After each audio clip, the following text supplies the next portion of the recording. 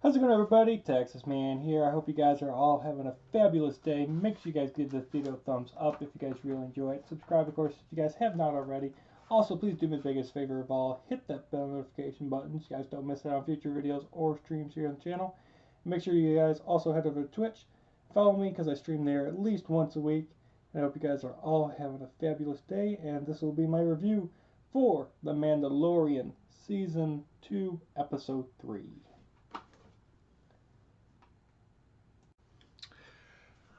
So, yeah, that Stormtrooper still can't find that Baby Yoda, guys. If you can help find him, it would be greatly appreciated. Also, we are on the road to getting to 150 subscribers. If we can get to 150 subscribers, guys, by December 30th, my first stream that I will be doing in 2021 will be where I give away a $100 Google Play gift card. I will be doing Spin the Wheel for that in 2021. So if we can get to 150 subs, it would be greatly appreciated. Please subscribe. You know, if you guys are already subscribed, thank you guys for doing so. Get your parents, get your aunts, your uncles, your friends, your co-workers, whoever you want to. Make sure you guys get them over here. I talk about movies, music, video games, TV shows, and airsoft guns. Not just Star Wars stuff, but tons of awesome content. And of course, I stream a lot on Twitch. So with that, you guys know how this works by now. I'm going to be talking about positives and negatives here about the brand new Mandalorian episode that came out just a few days ago. I know for that, you guys are probably wondering, like, why don't you talk about it the day of or the day after? Why do I wait 4 or 5 days afterwards? I'm late is about to go out. That's great. The reason being is I want people to have a chance to actually watch the episode, because in these episode reviews, I always talk about spoilers. So, in case you guys are like brand new, spoiler warning, I'm going to be talking about spoilers. And of course, I always talk about spoilers in all my videos talking about The Mandalorian. If you guys haven't had a chance to check out those videos for Season 1 and past 2 episodes for Season 2, make sure you guys head over to the Star Wars playlist and you guys can find those videos and check those out as well. So, let's dive right into the fact that this episode was about 35 minutes long. It was really, really short. And to be honest, I was kind of scared. Because, like, the premiere episode of Season 2 was like an hour long almost. Second episode about 40 minutes. And then this one just like 35. And I'm like, okay, this is probably going to be a filler episode. So my expectations were already set low. Then I saw the logo of what the title is for this episode. And I'm just like, I know exactly who's making a cameo in this episode. And I was right, and I wasn't disappointed in what the actress could do. So first of all, we get to explore one brand new planet, and I really enjoyed seeing the harbor town. It was really cool. We get to see some new and old aliens from past shows and films. I liked how this season is making it where there's not like a big time jump or time gap. Like, this episode picks up immediately where last week's episode 2.2, ended, where the Razor Crest is basically in pieces. I loved the soundtrack in this episode. This episode had an amazing soundtrack. I also loved seeing this little Easter egg, if you guys paid attention at the very beginning of the episode, when the Razor Crest ends up crashing into the water, basically. The thing that actually picks it up out of the water is an AT-AT, but it's repurposed to save ships. It's an AT-AT with a crane, and I'm just like, that was a really cool thing that they did. I liked it. Of course, this episode was filled with alien references. You guys have probably seen 1,000 of these on the internet by now. But, yeah, like Star Wars and Alien, they go hand in hand. I also loved the boat scene, and it had really good action. I like seeing a new monster. And of course, as we all know, Bo-Katan, live action is here. And I loved the fact that the actress that voice acted Bo-Katan for both the Clone Wars and the Rebels show is the live action version of Bo-Katan in The Mandalorian. And I'm like, yes! Good job! And at the same time, I'm just like, no!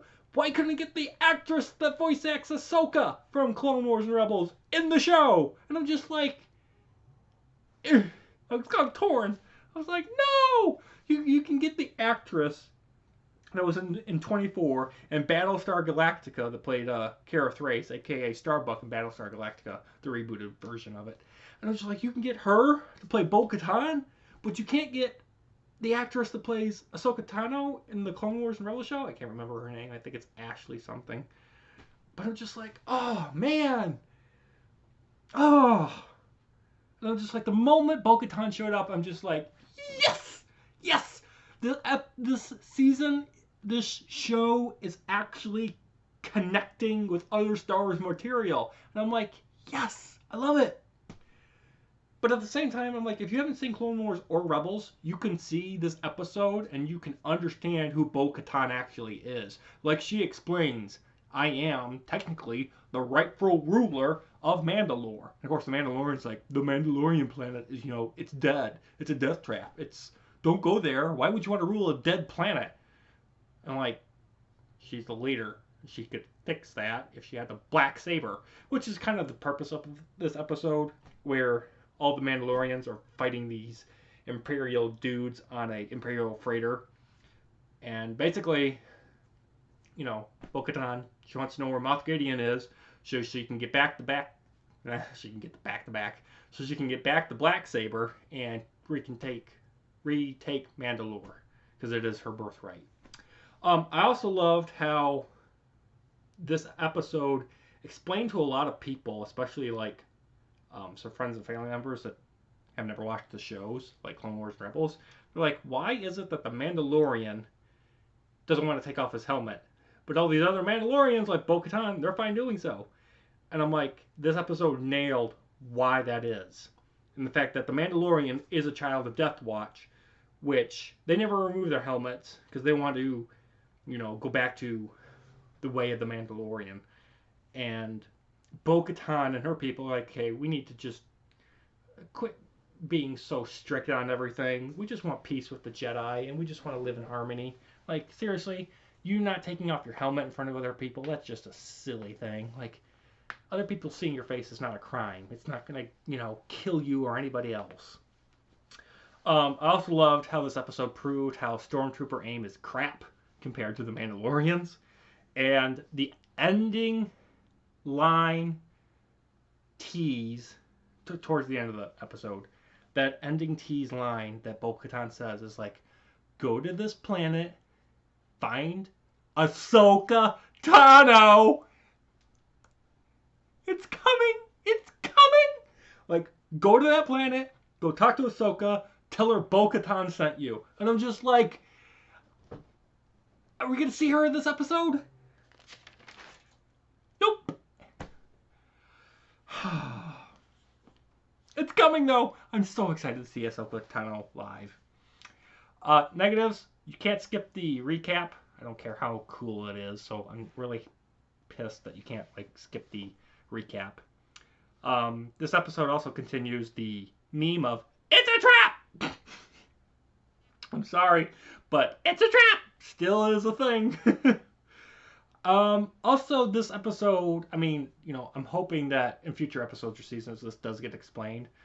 But this episode, because Bo-Katan is in it, so far we have no explanation as to how Bo-Katan lost the black saber to Moff Gideon. Because in Star Wars Rebels, the last season, Bo-Katan is handed the black saber from Sabine Wren. Sabine Wren actually has the black saber. She finds it on another planet, and she gives it to Bo-Katan because Bo-Katan is the rightful ruler. Also, Sabine Wren doesn't want to rule an entire planet. She has other things to do. So Bo-Katan has the black saber at the end of Rebels, which takes place before New Hope. So in that almost 30-year time gap, there's no explanation in this show yet as to how Bo-Katan lost the black saber to Moff Gideon. And the only way Moff Gideon should have the black saber is that he killed Bo-Katan, because it's the fight to the death if you want to rule Mandalore. So I'm curious as to how Moff Gideon has the lightsaber, has the black saber at all. Also, it's really weird because of when the show takes place. It takes place like 5 years or so after Return of the Jedi. It's interesting to see how organized, how strong, powerful, and resourceful the Empire is with weaponry, ships, strategy, and troops that are still loyal. Like the fact that even 5 years after the second Death Star is destroyed and Darth Vader and the Emperor are killed, that the Empire is still a threat. They're still well organized. I think that's kind of interesting. That even though they don't really have a major governing order that's like directing them to do certain things for a major goal, I think that's interesting. And I also find it like interesting like the Empire's just trying to struggle. They're struggling, but the Empire is trying to hold on to what remains. And I find that is a very more cool concept and an interesting idea rather than, well, the First Order.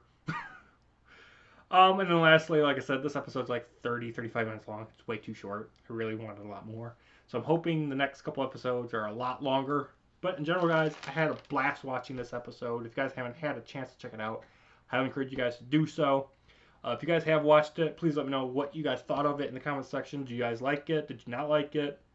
You guys enjoying season 2 so far? What do you think is going to happen in the next couple episodes? Let me know down in the comment section. And with that, I'm going to give it a 9.5 out of 10. You guys all have a great day, and I'll see you guys in the next one.